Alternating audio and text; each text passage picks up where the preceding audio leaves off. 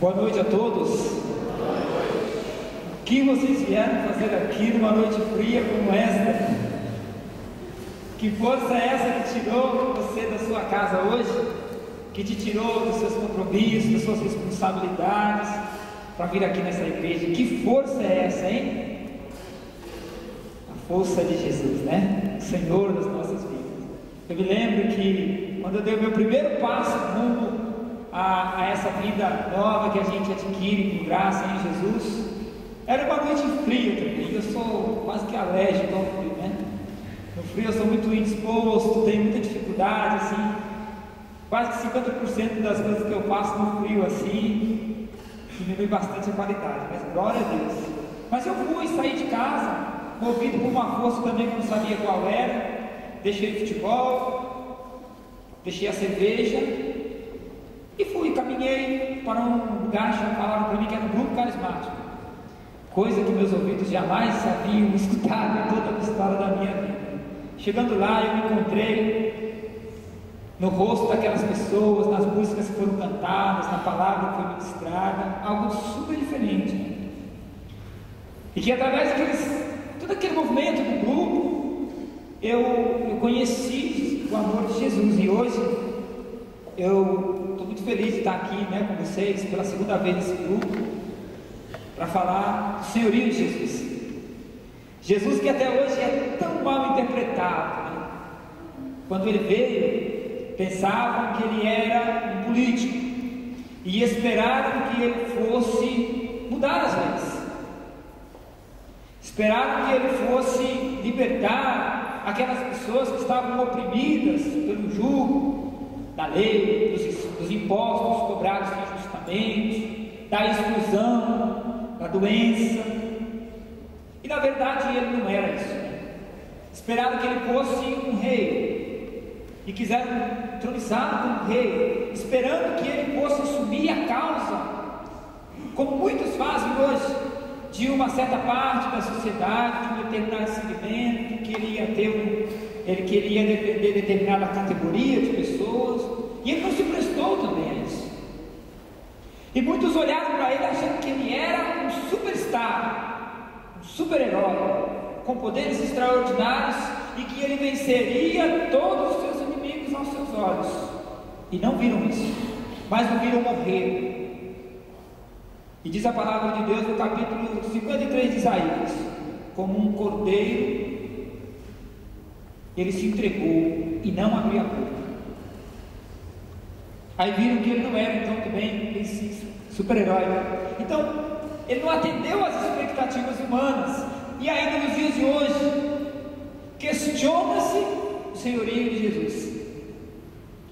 O homem que revolucionou o mundo, que revolucionou as consciências e que não levantou uma arma sequer. O homem que colocou o seu nome e a sua vida como um marco da história da humanidade e que nunca deu um tapa em ninguém e que nunca desonrou uma pessoa sequer, mas que conseguiu dividir o mundo com a sua vida, de forma que nós conhecemos a história como antes de Cristo e depois de Cristo. Superou todos os filósofos, superou todos os grandes homens e grandes mulheres, mas muito mais do que uma marca histórica, Jesus selou o destino da humanidade. A minha vida e a sua vida tem sentido na vida de Jesus. E quando muitos esperavam que ele fosse ser, que o seu senhorio fosse político, fosse circunstancial, fosse específico, nós hoje entendemos que o senhorio dele é sobre a vida da humanidade.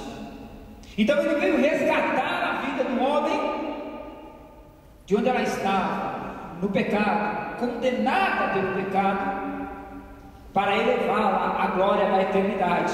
E isso ele fez colocando a sua própria vida como preço da nossa, de forma que ele foi tão senhor absoluto da vida que a sua própria vida ele entregou e a resgatou no terceiro dia. Por isso o Senhor Jesus é o Senhor da vida. Você acredita nisso? Então diga assim: Jesus é o Senhor da minha vida. Acredita mesmo?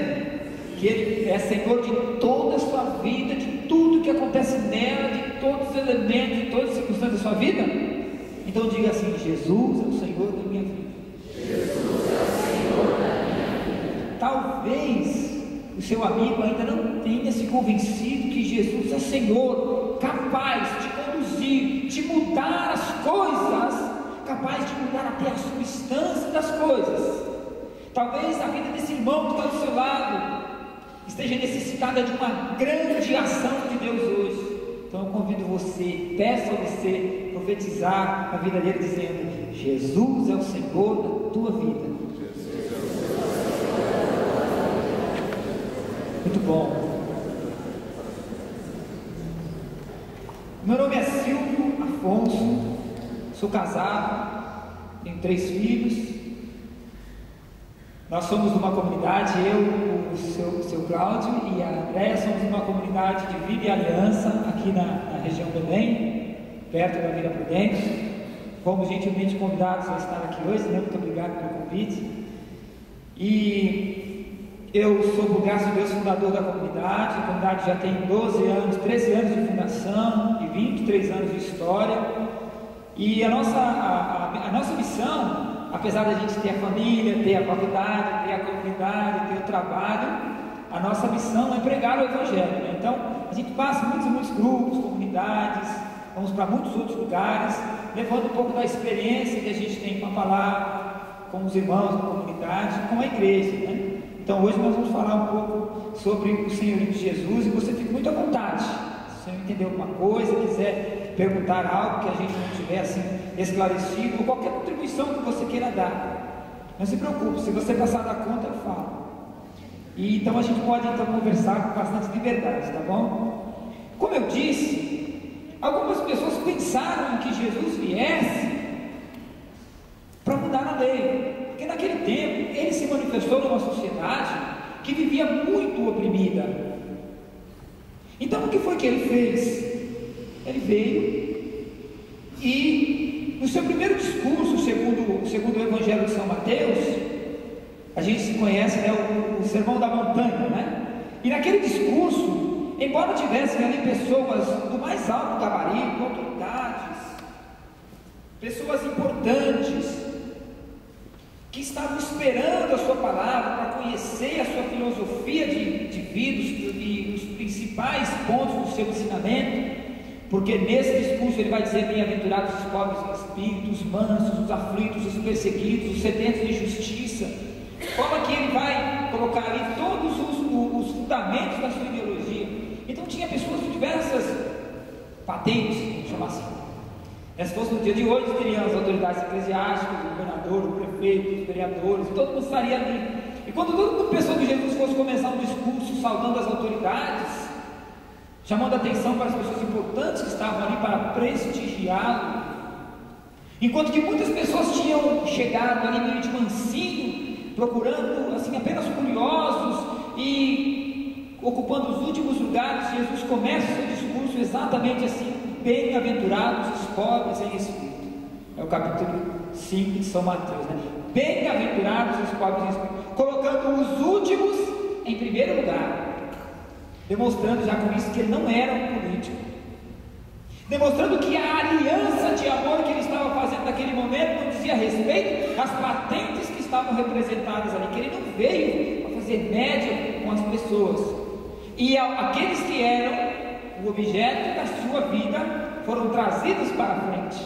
Ao invés de ele falar do chefe da sinagoga que ali estava, do centurião que estava com os seus soldados, dos representantes do imperador, dos escribas que ensinavam a Bíblia e de tantas outras pessoas que estavam com as suas próprias vestes dizendo que eram importantes ali na frente, ele começa chamando a atenção para os pobres, para os aflitos e para aqueles que promoviam a paz, que eram perseguidos por causa da justiça, dizendo a eles que os profetas que pregaram o amor, que pregaram a paz, que pregaram a comunhão, tiveram um fim parecido, né, de serem perseguidos e até mortos. Mas ele dizia: felizes vocês que assim procedem.